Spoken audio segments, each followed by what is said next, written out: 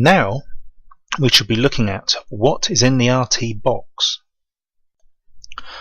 On the left hand side of this picture you will see the inertial measurement unit.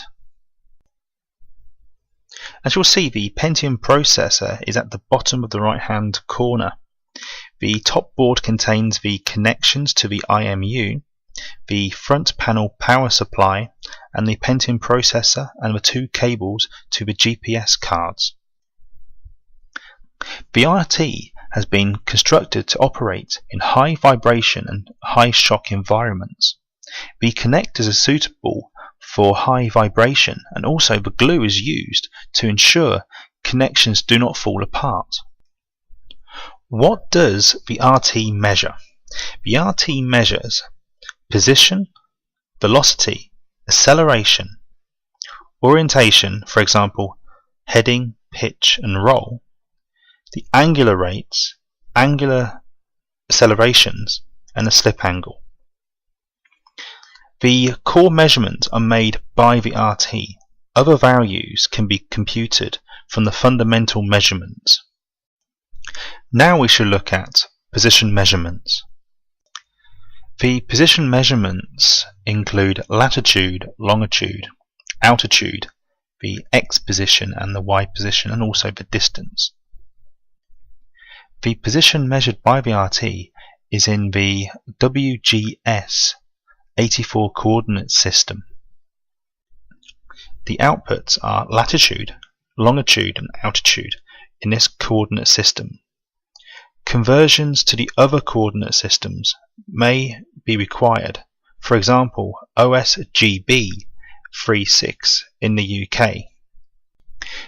The RT can also output positions in meters on a local grid, but only if the local coordinates are defined before use.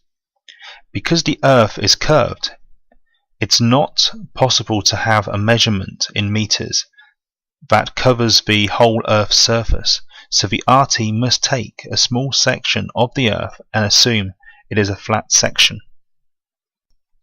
To use the local grid, geoidal constant gravity surface, the latitude and longitude of the origin, or X equals 0 or Y equals 0, needs to be entered into the RT configuration software. Then the X and Y position measurements are output on the canvas. The RT also integrates the horizontal velocity to give a distance measurement. This measurement always increases. We shall now look at the velocity measurements. The RT measures the velocity measurements in, for example, the north, east, down, forward, lateral velocity. Also the horizontal speed and the 3D speed. Velocity can be measured in two ways, such as north-east, like GPS, or forward or lateral, like optical speed sensors. The RT measures true heading, so it is possible to separate forward velocity from the lateral velocity to give horizontal velocity. In the example here, the aircraft is flying straight into crosswind. The track or course over ground the aircraft takes is not the same as heading because of the crosswind. This is the same effect as slip angle in cars. The heading of the car is not the same as the angle of the velocity vector. To measure the track angle, you will need to measure the heading minus the tracking angle, which will equal the slip angle. The underlying calculation in the RT integrate the accelerations to give north, east and down velocities. Now we shall look at the acceleration measurements. The RT measures the X, Y and Z acceleration, also the forward, lateral, down and lateral slip rate. The RT accelerometers measure in the X, Y, Z directions of the vehicle. When the vehicle has some roll angle, then the Y acceleration has some component of gravity in them. The RT knows the roll and pitch angles very accurately, so it can rotate the XYZ accelerations to give forward, lateral and down accelerations. The forward and lateral accelerations do not have any component of gravity in them. The lateral acceleration is the roll-corrected acceleration. The lateral slip rate is an acceleration that measures how you are deviating from the perfect circle. Now we should look at the orientation measurements of the RT.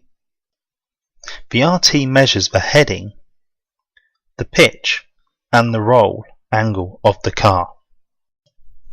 Now we should look at the angular rate and angular acceleration measurements of the RT. The angular rates and angular acceleration of the vehicle can be measured about the body axis or the level axis. Note that the directions of the drawing are not necessarily correct. The Euler rates are as following: roll rate equals X rate, pitch rate equals lateral rate, the Euler rate equals the down rate. The angular acceleration are in the same directions as the angular rates. Now we shall look at the RT coordinate system. The conventions used by the RT are those adapted by most navigation systems. Engineers who work with vehicles tend to have the Z-axis pointing up rather than down, and therefore the Y-axis pointing left rather than right. Using the RT strut, it is common to mount the RT with the Z-axis pointing forward in the vehicle and the Y-axis pointing left in relation to the car's forward motion.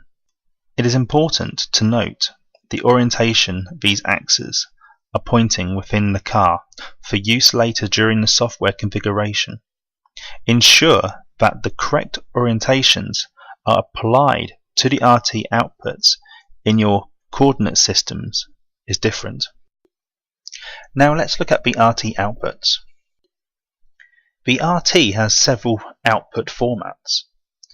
The RS-232, this normally transmits a binary protocol that we call ENCOM. This is specific to RTs. We provide a C code drivers to help you if you want to decode this yourself.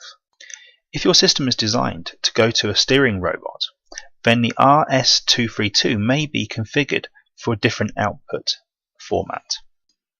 The Ethernet. The ENCOM data is also transmitted using the NDB broadcast over Ethernet. The CAN output is suitable for connecting to many data acquisition systems. Several CAN DBC files are provided to make it easier to connect the RT.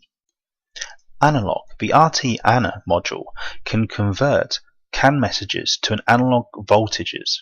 The RT outputs 4 special CAN messages for the RT ANA. The RT ANA just converts the data in these messages to an analog voltages. The RT is responsible for configuring the channels on the RT ANA.